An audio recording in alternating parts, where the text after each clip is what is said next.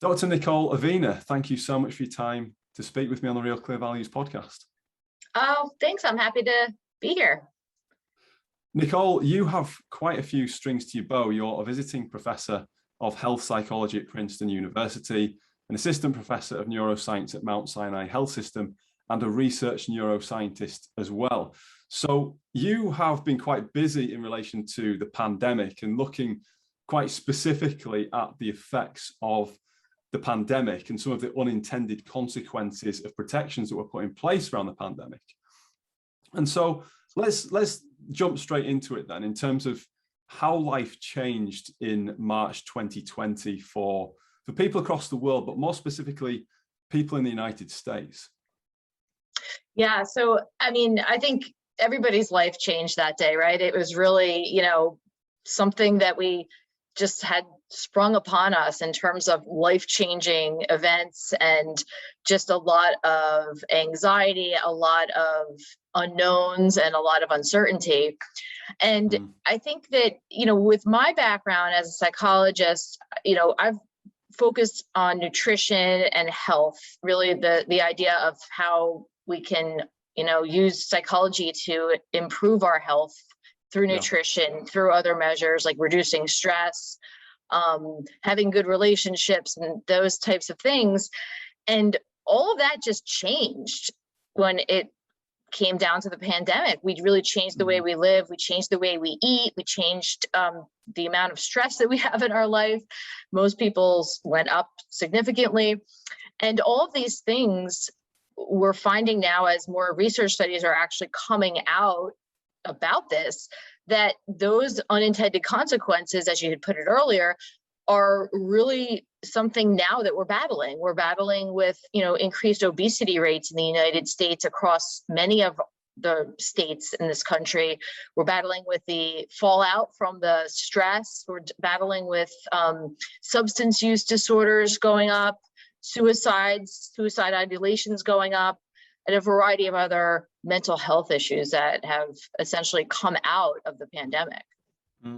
Yeah. So let's go on that journey then. So life changed radically for everyone across the globe in March 2020, and it was this very sudden shutdown and lockdowns and quarantines and things of that nature. Entire businesses closing overnight and being entirely devoid of cash flow. And this was before any of the stimulus came into place. So there were economic concerns that were a much higher level at the outset than they perhaps are now, since all of the government stimulus has come in. So let's kind of, talk us through that journey in terms of people's mental health, because people are scared right now. People are stressed right now.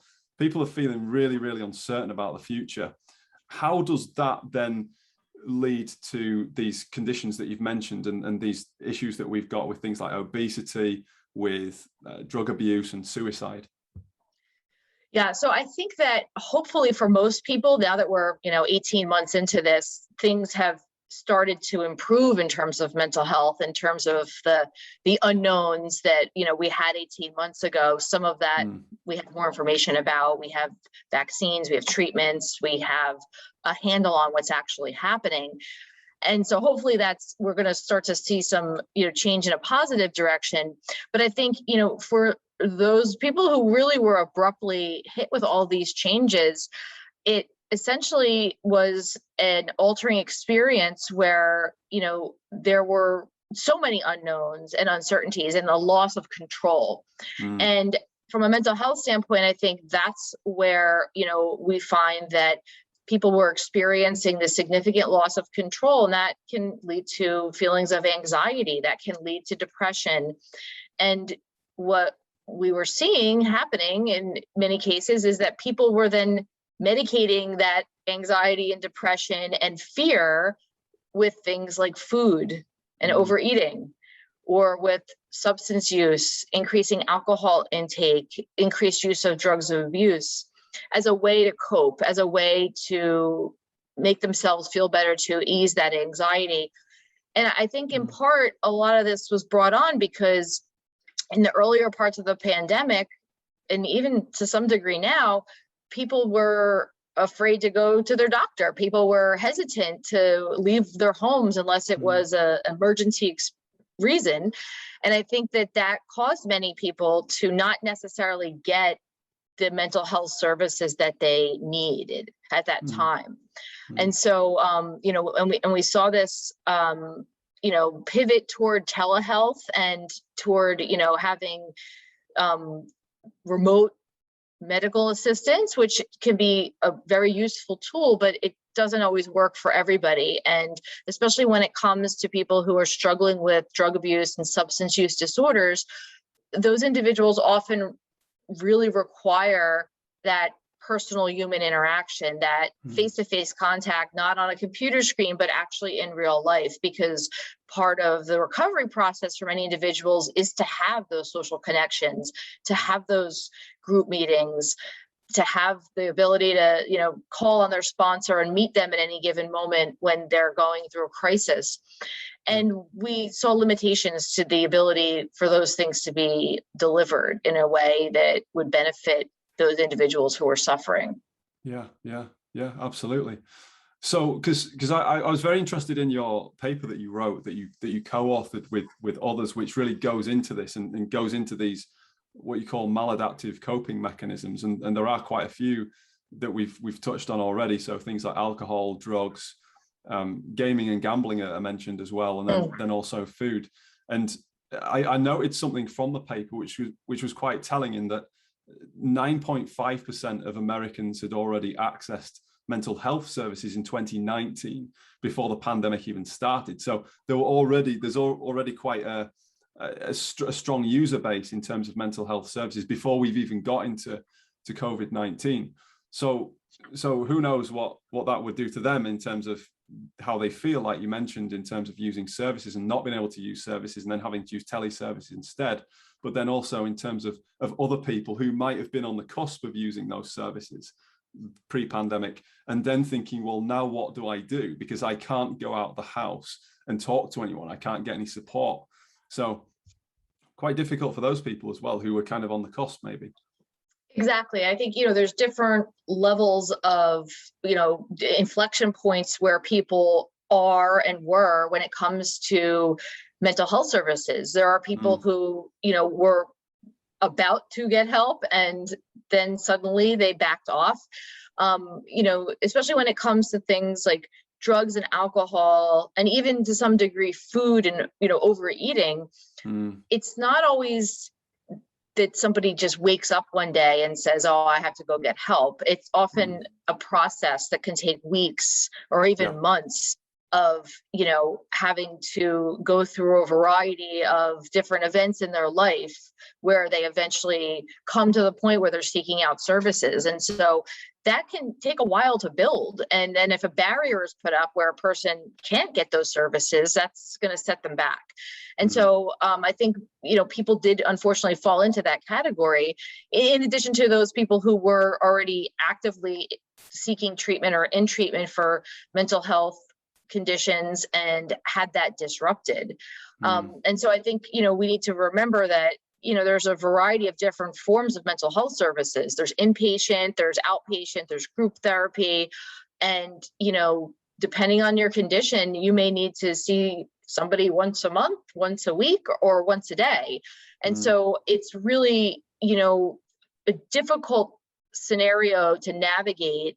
And I think that we did see that with the shutdowns and with the limitations that were imposed, that many of the individuals who were seeking treatment or who are actively in treatment were negatively impacted by it. Yeah, absolutely. Just picking out some stats from your paper in relation to those maladaptive coping mechanisms.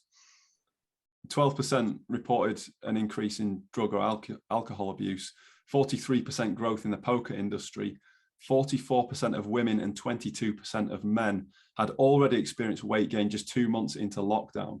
So that's really quite significant. And I think it's worth touching on this idea of maladaptive coping mechanisms, because let's define that. Let's put some definition on that. How would you define, thinking about across all these different things, because they're quite disparate on the face of them. They're quite disparate, but I'm sure there are common themes from a neurological point of view that relate these things. So how would we define a maladaptive coping mechanism? Yeah, so it's tough to define medically even, because many of these coping mechanisms are things that we can do in our everyday life just fine. So eating, for instance, people eat to survive. We have to eat to survive. But at some point, people may develop a habit in which they're overeating, or they're eating a lot of highly processed foods as a way to maybe make themselves feel better. And so they're not necessarily eating because they're hungry or for the nutrients. They're eating because they're stressed out about work and having their children not be in school, and worried about their health, worried about their economic situation. And so using things that normally can be used in a healthful way or in moderation to help someone cope with negative affect is the best way I would define maladaptive coping mechanisms. Now, things like alcohol too, people can drink alcohol in moderation in some cases, but what we were seeing as a result of the pandemic is that people were now working from home. People, were not having to drive their children to activities and things after school. And essentially people were spending more time at home, which leads to people maybe drinking more and drinking during the day, or drinking, at off times. And the disruption in the routine of everyone's life, I think, is really what kind of kicked a lot of this off, where, if you don't have to be, at the office until 5 o'clock and you're working from home behind a computer, then, or maybe, even worse is that you got laid off from your job, or you were, a gig worker and now you just don't have any work, then many people were depressed and upset by that. And it led to increased substance use and alcohol use. So again, things that people, maybe pre-pandemic were able to manage and use in moderation, or use when appropriate, when things just changed and the whole way in which we operate our daily lives changed, it perhaps led some people down the path of using these substances inappropriately. Yeah, it's quite interesting, because it almost feels like it gave us all kind of an acid test in relation to our home environments as well, didn't it? It's kind of like, what's your situation is going to be what it's going to be, and life at any given time can throw any number of things at people. But this was quite a seismic global change, which forced massive change on everybody, which was different for everybody as well. It's like there was that meme that was going around on social media. I don't know if you saw it, which said something to the effect of, we're all in the same storm, but we're not in the same boat. So some people were quite comfortable, and they're like, oh, cool, I just work from home and I carry on, and this is all right. But others, of course, you've lost your job, you have mouths to feed, you've got kids, you've got a small living space, and everything's chaotic, and it's just driving you absolutely nuts. So I think it was a moment of truth for a lot of people in terms of how things were set up in their lives overall. And so it's perfectly understandable how so many of these things are kind of a go-to, because if they've had a drink in the past and it's made them feel good, they'll do that. If they eat food and it makes them feel good, they'll do that for comfort. And so in some cases, it's probably just all too easy for so many people to fall into these things, and a very human thing for people to fall into these particular traps. What I'd like to talk about on this point, Nicole, is just in relation to the appeal of these things neurologically, because I know how in your paper it's really interesting, because you talk about how people are appealed to use alcohol, as an appeal to using alcohol, obviously, otherwise people wouldn't do it. But and people even know it's bad for them. They know it can lead them down a dark alley. There's one quote that you put from somebody in the paper, which says, during the last months, I have felt more at risk of relapse than I ever have. I have never felt true depression like I have in the past month. I know alcohol makes it worse, but I feel like I just want to make it through this time by staying comfortably numb. And then a little bit later on, you talk about how alcohol has this appeal, but it doesn't give good results. It's not as simple as numbing things, is it? So what is the reality? What is the devil that's in the detail with alcohol and what does it do besides making people comfortably numb? Well, something like alcohol, and this really goes for other abused drugs as well, is that it can make us feel good. It can have that numbing effect, right? Obviously, there's like the intoxication component of that, where if you drink enough of it, you will literally be numb and fall asleep. But there's also, this idea that if you consume alcohol, it's going to release dopamine, which is a chemical in our brain that is associated with pleasure and reward.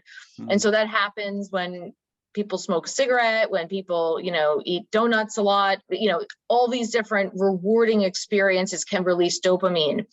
Now, when somebody becomes dependent on something like alcohol, they end up often developing into this spiral of distress, if you will, where they don't feel great when they're not drinking alcohol.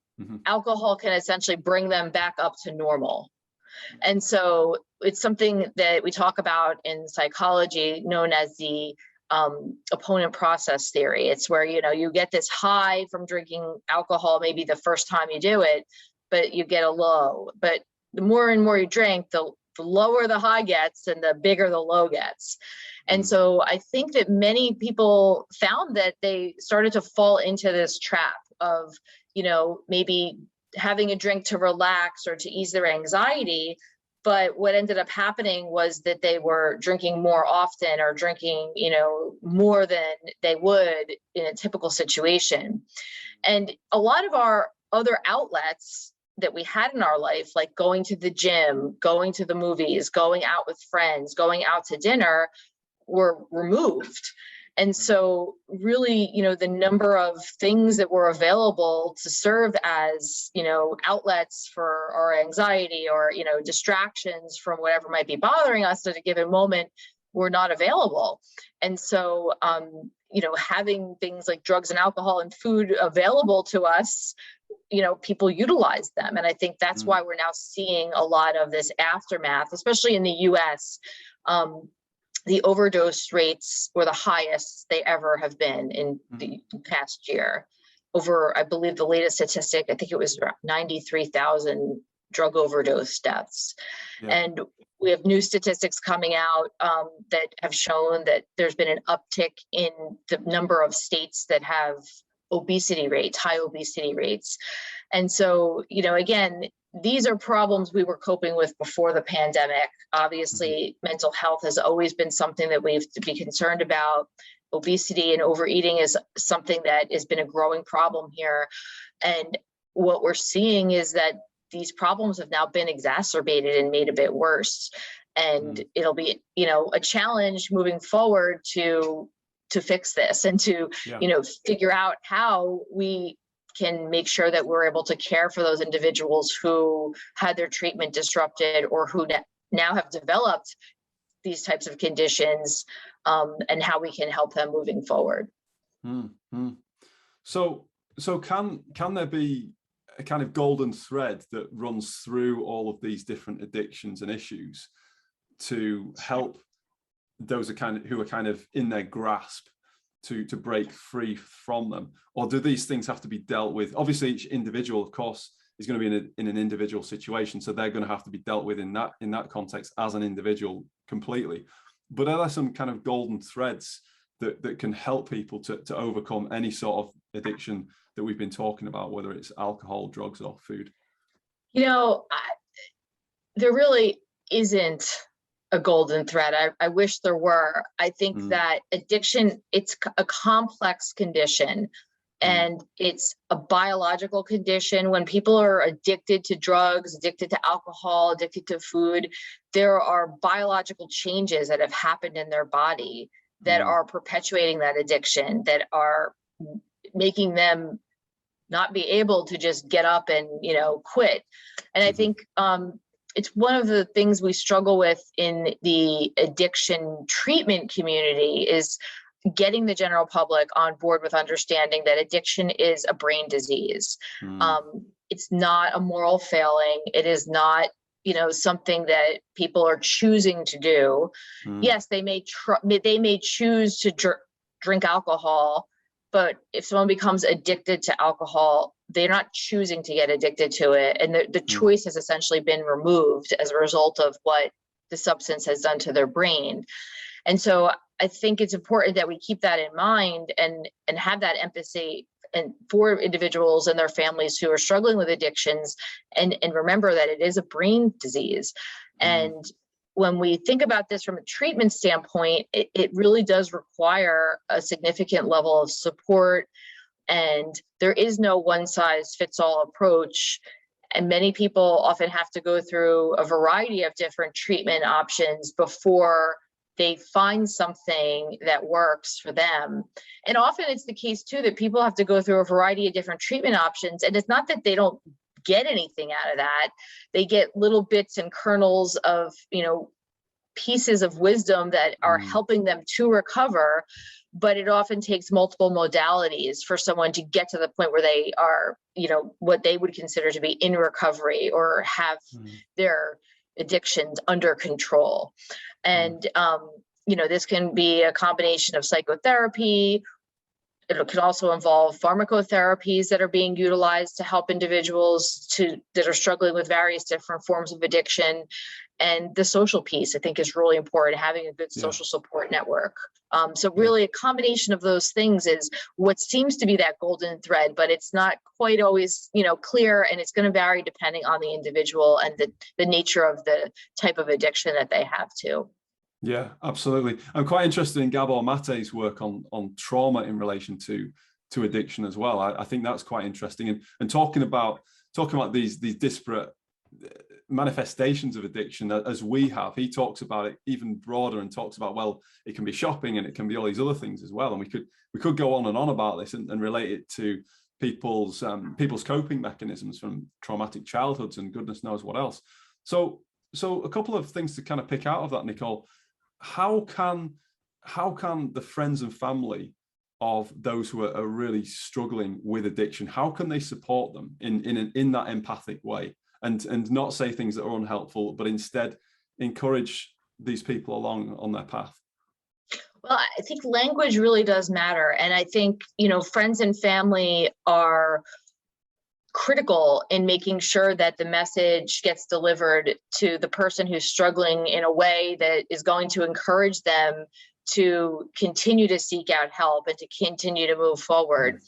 And so I think really, listening is a big thing. Listening to, the person who's struggling, trying to get an assessment of where they are in terms of seeking out treatment and what there are a variety of different things that friends and family can do to support that, helping to, locate a practitioner, helping to find a group therapy for them, helping with articles or directing them toward resources on the web where they can get some additional support.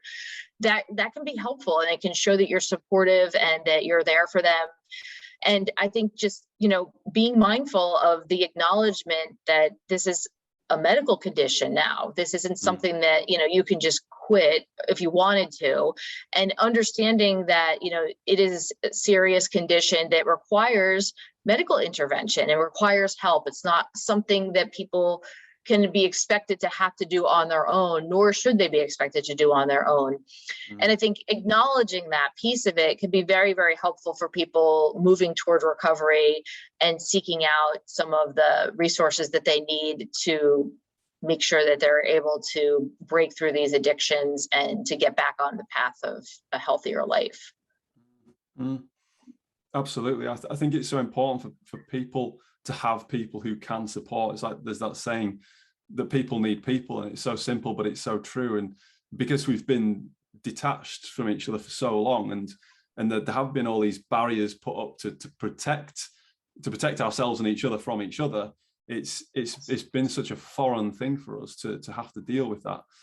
Now, just another thing I want to pick out, Nicole, as well, is my understanding of neuroplasticity and how the brain works and how it changes. Because like you say, changes have happened in people's brains who are addicted to something in a structural sense. So is it possible, notwithstanding how idiosyncratic these conditions are to the individual and how deep they can be, how deep-seated they can be, is there hope through things like neuroplasticity that they can be undone? Absolutely. And that's one of the things about our brains that is so wonderful. Just like the brain can change when someone becomes addicted, it can also change for the better when someone is able to break through that addiction. Mm-hmm. And, our brains are malleable. We have this neuroplasticity component so that we can make those changes and we can, change our behavior. But when someone is, in the throes of an addiction, it doesn't always feel like that. It feels like, I'm like this forever. This is like a permanent status for my life. And so I think helping, people who are struggling with addiction to understand that they can change their behavior, their brains can change, and then that will result in changes in their urges and cravings and desires for these substances that they're dependent on. And so I think knowing that can be empowering, knowing that it is possible for these changes to occur. It just takes time. And it also is important to acknowledge that someone who has a history of addiction is at risk. They're still at greater risk for relapsing because of that addiction. So even though our brains are plastic and can change, we do need to keep in mind that individuals who have that history of addiction are at risk for developing a relapse. And I think most individuals who are in recovery can attest to the fact that that is something that they think about on a daily basis. And they constantly remind themselves that I am at risk, I am at risk. And telling themselves that is a good way to make sure that they stay on track and that they stay away from triggers and they stay away from situations in which they're going to feel that they are going to be at greater risk for relapse. I think that point about triggers is absolutely critical. And it's having the self-awareness to really be able to retrace your steps and think, okay, I did something that I didn't actually want to do, but I felt compelled to do. What was that situation? Where was I? Who was I with? What was there? What route did I take? What route did I take to work or on my way home from work? It can be things as simple as that. It's quite incredible, isn't it?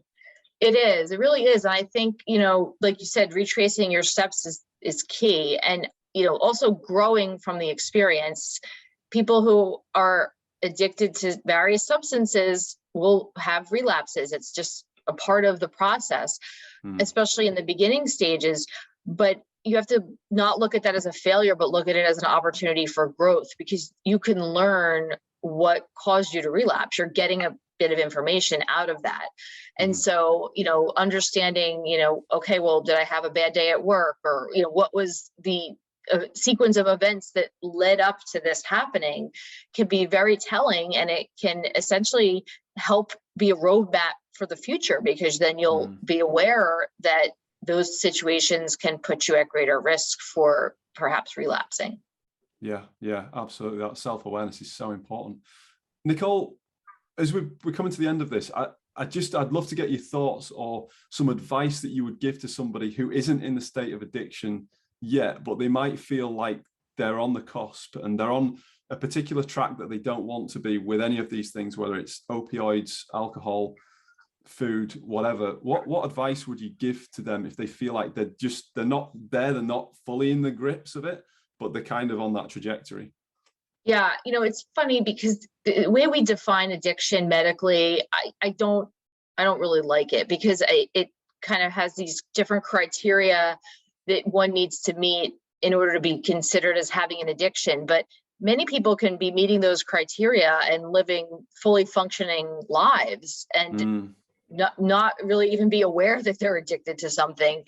And so I think, when it comes to, like you're suggesting, people who might feel like, oh, I'm doing something I know I shouldn't be, and it's uncomfortable, but I feel like I'm on this path where I can't stop doing it. I think that that's the point in which, you need to step back and ask yourself, what kind of life do you want to live? Like, do you want to live the life that you're living, or do you want to live a life that's being dictated to you by substances that you're consuming or utilizing? And I think that, that is a decision that doesn't always happen overnight. It can sometimes take weeks of reflection and thinking about, do I really want to live like this? Is this the type of path I want to be on for my health, physically and also mentally. And I think, long term is where people should look, and they should think about, if I continue doing what I'm doing right now, what's my life going to look like in 5 years? Yeah. And if you can honestly tell yourself it's not going to look very good, then now's the point at which you should start to make some changes. And, these can be small things, like, if it's maybe drinking too much alcohol, for example, replacing the alcohol with one of these, newfound non-alcoholic beverages, which are propping up all over the place. And I think that's great to see. There's a lot of these, mocktails and other things. And so really just starting to try to take some of the steps towards, reducing the intake of the substance that you feel like you're having too much of. And if you find that you can't do that, then I think it's important to talk to a counselor and get some professional help so that you can get on the track of making sure that you don't fall into an addiction that is going to be much more difficult to get out of. Yeah, I love that point. You bring it back to values and how do you want your life to be as an end state? Where are you aiming for in 5 years? It might even be in 5 weeks or 5 months, depending on where the trajectory is going. But I love that. It's that question of, what do you really want? Do you want self-sovereignty, or do you want enslavement to this substance? And that's a fantastic place to end it on. Nicole, as we're wrapping up, I've got to ask, you've been so kind in sharing your time and your insights today. Is there anything that you're currently working on that you'd like to give a shout out to? Right now we've been just so busy with lots of work in my lab, looking at the role that food can have on the brain. I do have a book actually that just came out, and the paperback version's coming out shortly. It's a book about nutrition and fertility. A lot of my research the past couple of years has been focused on early life nutrition and the development of food addictions, and how we can perhaps avoid them from even happening if we help women to eat well during pregnancy, and help little kids to avoid processed foods and to eat a healthier diet from early in life. And so the new book is called What to Eat When You Want to Get Pregnant, and it's available on Amazon and basically wherever books are sold. Excellent. Well, all the very best with that, Nicole, and thank you so much for your time. Oh, thank you.